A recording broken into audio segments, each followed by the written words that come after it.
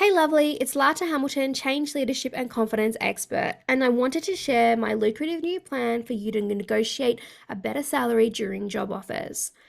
Every single instance where I've changed companies or changed careers, I've always gotten a pay rise. Every single time. You can absolutely get a pay rise, and there's no better time than when you're changing companies or changing careers and in the process of negotiating the salary or day rate for your job offer. Let me step you through your lucrative new plan for negotiating a better salary during job offers with hiring managers and recruiters. Number one, know your minimum number. It's hard to negotiate if you don't know what you want. Set a minimum number for yourself and an ideal number. Write them both down on paper and bring them into reality. Anything above your minimum is acceptable. So pitch above your ideal to have room to come back down to the ideal number, or worst case, the minimum number. Number two, dodge the salary expectations question. Always let them make the first offer. Never ever give your salary expectation. There's polite ways of declining and deflecting the question, such as by asking your own question back, like, what is the normal pay for someone in this position? What is the salary band range for this role? What is the budget for this contract? I'd like to learn more about the role before providing my salary expectations, and I'd hope this role offer is in line with similar market rates. They're in the driver's seat. They're often just trying to lowball you. They want your salary expectation because you'll often undersell yourself, especially if you're female. We women are notorious for underselling ourselves, and sometimes it can work against you. Women are often worried about saying a figure that's too high. But if you say an amount that's too low and really undercut yourself, they might question whether or not you're actually right for the role or at the level that they think that you are. Always try and get them to make the first offer, make the first move, give the range first. And for me, when I've been given an offer, it's usually been better than what I've thought I would get. For one change contract, the range was $700 to $900 a day, and I expected to be at the bottom at $700, but the offer was $800. I took it. Sometimes you'll be pleasantly surprised, especially if you've done really well in the interview process. Number three, negotiate on the range. If it is a permanent role, there's probably a salary band with a high and low range. Ask them the range and negotiate on the band with, great, I understand that there's a range. Where would I be placed on the range given X, Y, Z? Could I be placed higher on the range?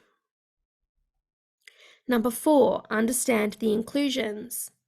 If the rate is not great for you, double check the inclusions. For example, does it include superannuation or your country's equivalent retirement fund, or exclude it? Does it include annual and sick leave and personal time off, or exclude them? You need a salary equivalent matrix so you can roughly calculate these types of inclusions for your day rate contract, compare apples with apples, and see the real overall value of the offer. Does it include benefits or exclude them? This could be extra superannuation, free health insurance, novated leasing, additional leave days, external training budget. Just be sure the benefits are things you already pay for or would want to use. Otherwise, it's an empty benefit. Once I took a lower paid fixed term contract that included a fitness card that got me into gyms and swimming pools and saved me real hard costs of gym membership and pool entry fees, so I took that into account when considering my whole package. Number five, negotiate on title. If there's no room to budge on the salary or day rate, find out if you can get a title promotion, even if it's just on your employment contract.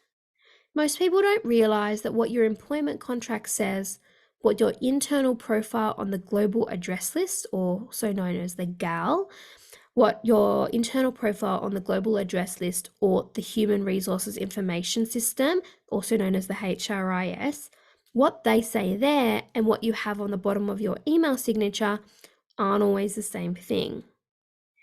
If you're referred to as a change manager to your project, but your employment contract says senior change manager and you're doing the work of a senior change manager, you can add senior change manager to your CV and LinkedIn profile.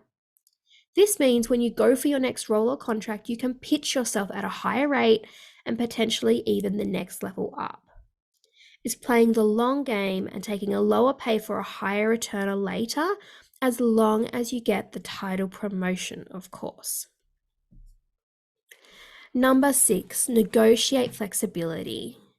Another way to get real value from your job offer negotiations is to negotiate part-time hours for full-time pay. This is so important. You don't want to work part-time, i.e. 4 days a week, and get a pro rata salary, i.e. 80% of the offered salary.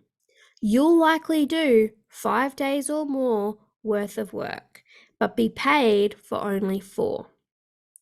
If you can accept the lower job offer but reduce the number of days that you work to a 4-day week or a 9-day fortnight, or maybe you work only 6 hours a day instead of 8 hours a day, but you still work 5 days a week, that can be just as lucrative.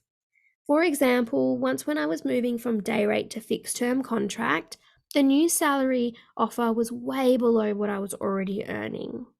But I knew that I could accrue additional minutes worked daily to reach the minimum hours for the week.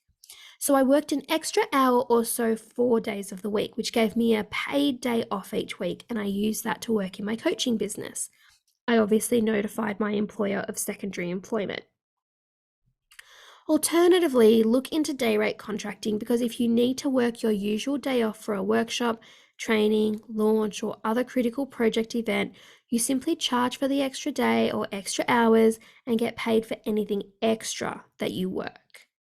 You can say in the negotiations, I want to work 3 to 4 days a week, but I'm happy to scale up or flex up to 5 days when the project needs me. And number 7, just ask. Lastly, remember that you can just ask for more. If the offer is underwhelming, you can if the offer is underwhelming, you can just say, I was expecting something a little bit higher given my skills, experience, expertise, and credentials. Is there any room to move on that? Ask them what would be necessary to move on that, and if they still say no, it's a great time to ask for something else of value, like a title promotion or flexibility, or simply decline the role. Whatever you accept is the new standard that you set. So building your self-worth and confidence is the most important part of your career, and that's why I focus so heavily on it. So how do you feel about negotiating a better salary during job offers? Pop a comment below and let me know.